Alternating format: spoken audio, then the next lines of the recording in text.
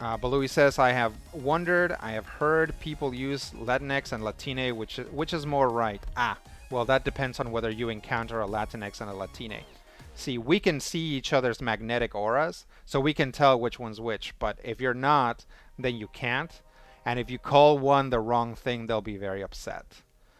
The fact of the matter is, we are still in conversation, right? Um, I think obviously it took a long time, but in our lifetimes, I think black Americans are like, everybody cool with being called black? Yep, okay, we're black. Call us black. It's like Latinos, Latinxes, and Latines haven't gotten there yet because, similar to black people, um, we are not a monolith. And so there is, the idea behind Latine and Latinx is to make them gender neutral because in Spanish, most words are always gendered. In Spanish, you're either a Latino or a Latina if you're a boy or a girl. Obviously, that doesn't leave any room for gender neutrality.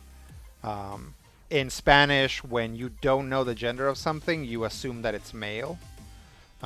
So if you were to say something like, "There's a there are any number of Latinos in that community," you would say as in Latinos, like it's male, right? Or something like that, right? If you don't know, or there's at least one male one, it immediately becomes Latinos. So mostly people in the United States, Latin Americans living in the U.S., have pushed for Latinx and Latine. But there are some problems with it, which is that it's very difficult to pronounce in Spanish. So when Latinos living in Mexico or any place in Latin America, when you talk to people in Spanish, they're like, "How do I pronounce this?" It's like it's it's nonsense. In Spanish, it's not something that's easy to pronounce. You basically have to say Latinx, but that's not how an X is pronounced in Spanish. There needs to be another vowel in the middle of that. And it makes people really mad. It honestly makes people really mad. And part of the reason why people get really mad about it is because um, Latin Americans that live in Latin America think of Latin Americans that live in the United States as Americans, right? Not as uh, Latin Americans, but as Americans with Latin flavor. Um, so when you're someone who lives in Mexico and you say Latino and somebody's like, actually you should say Latinx, you're like, F off. It's like, you can't tell me this. You're a Latino light. You're one of those guys, right? It's like Latinos in Latin America don't know what Latinos in the United States go through. They don't know about our quest for representation. They don't know about how we're treated. They don't know about what the biases of the cultures and how they work against us. They just don't know. So they're not empathetic to that. And that's why a lot of people in Latin America are not empathetic to the idea of Latinx or Latine. This is something that I've been thinking about a lot lately. Guillermo del Toro just came out with a new movie, and you look at the trailers and there's not a single Mexican in it, right? Or not a single Latin American, and he's Mexican. Why? It's because he is Mexican. He's from Mexico. He's not a Mexican American. I was born in Mexico, but I grew up here in the United States. When he sees Bradley Cooper and when he sees Kate Blanchett or whatever, he thinks he is like them and they are like him, right? And it's the same thing when Mexicans watch movies from the United States. It's like, oh, there's Bradley Cooper. He's a white guy. But they don't think of him that way. They're like, oh, yeah, there's Bradley Cooper. He's a cool guy like me, right? It's like, for us living in the United States, it's like that lack of representation is harmful. or at the very least just perpetuates an already kind of toxic situation, right? And we don't like if the Mexican directors aren't championing us, and aren't putting people of who look like them and who come from the same places as them in movies, then nobody's gonna do it, right?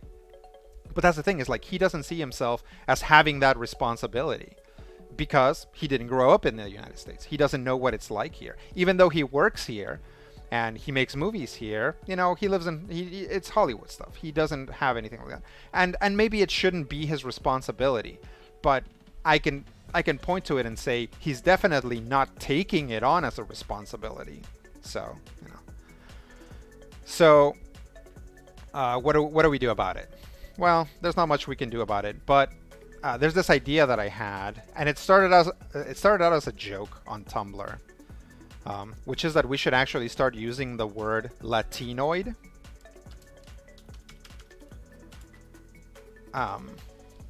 Like that.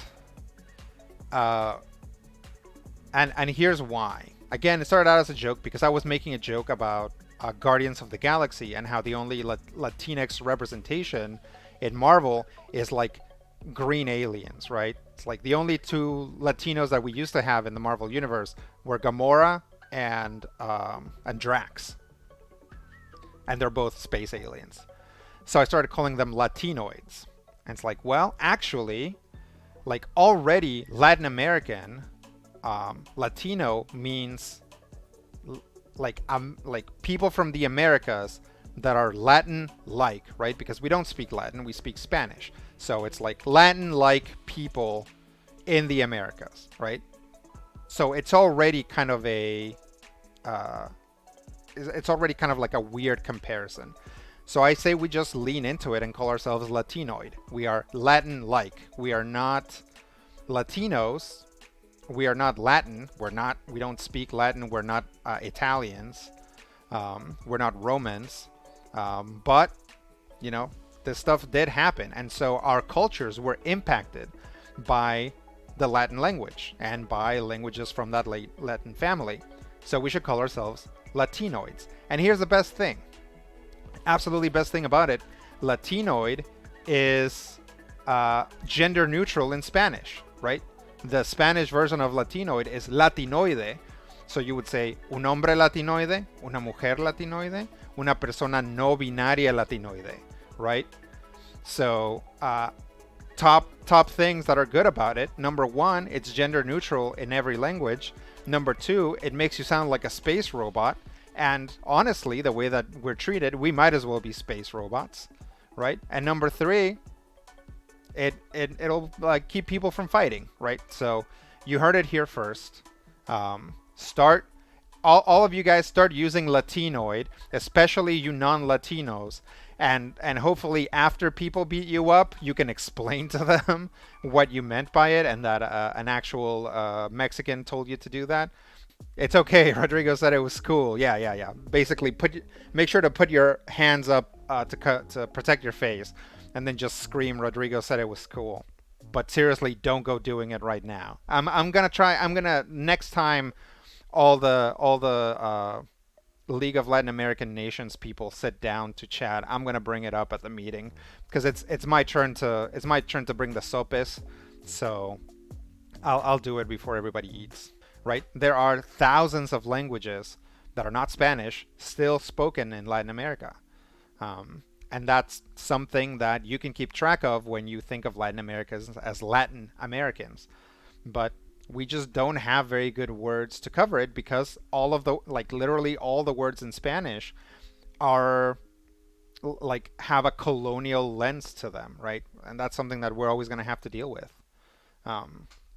So we're working on it. We're trying to figure it out. But yeah, the reason why we can't make up our mind is because honestly, we can't make up our mind.